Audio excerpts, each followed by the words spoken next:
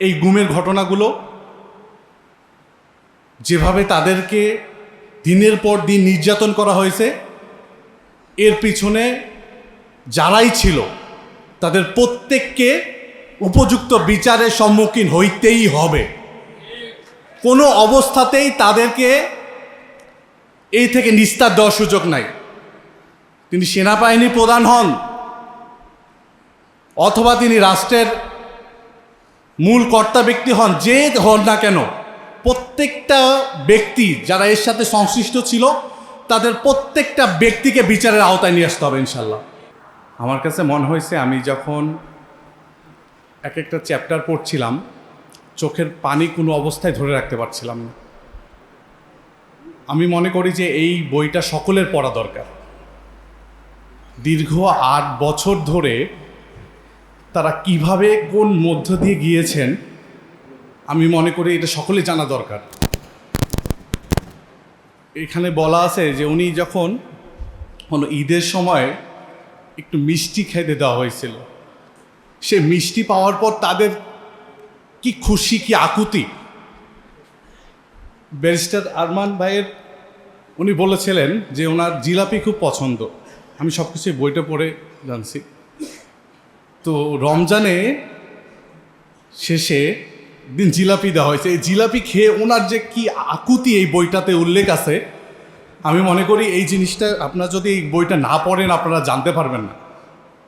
এবং দিনকে দিন আমরা যখন পরিবেশ ভালো হচ্ছে হয়তোবা আমরা এই ঘটনাগুলো ভুলে যাব, কিন্তু এইটা আমাদের ভুলতে দেওয়া যাবে না। তারা যেভাবে সময়গুলো কাটাইছেন, একটা রুমের মধ্যে যেখানে পা বাড়াইলেই ওয়াশরুম চলে আসে, এমন একটা গন্ধ, আশেপাশের পরিবেশ, এই পরিবেশের মধ্যে মানুষ কিভাবে সময় কাটিয়েছে আমি ভাবতেই আমার কথা ধরে আসে।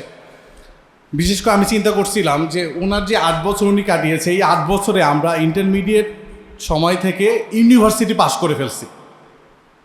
যে ইন্টারমিডিয়েটে ছিলাম তো ওই সময় ইন্টারমিডিয়েট শেষ করছি, ইউনিভার্সিটি লাইফ শেষ করে ফেলছি, প্রায় পুরোটা সময় উনি একটা ঘরে। Just imagine. আমি মনে করি যে এই গুমের ঘটনাগুলো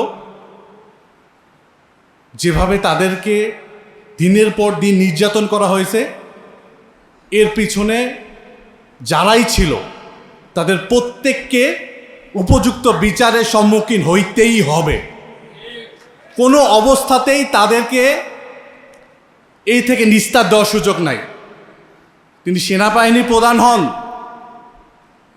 অথবা তিনি রাষ্ট্রের মূল কর্তা ব্যক্তি হন, যে হন না কেন, প্রত্যেকটা ব্যক্তি যারা এর সাথে সংশ্লিষ্ট ছিল তাদের প্রত্যেকটা ব্যক্তিকে বিচারের আওতায় নিয়ে আসতে হবে ইনশাল্লাহ।